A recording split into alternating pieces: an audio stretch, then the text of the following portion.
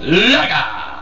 It's a scramble for front position, one slow out, that's Kaibigan.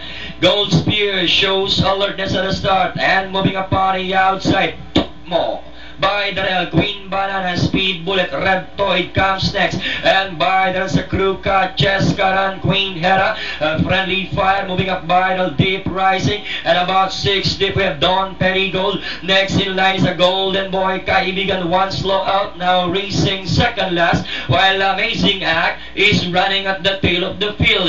As they hit down the back, and it's still Gold Spear followed by Queen Banana, a length back in third. More and about 5 lengths back and forth comes Speed Bullet. Crew Cut is down in fifth. Next in line we have Cheskaran, Reptoid, Deep Rising.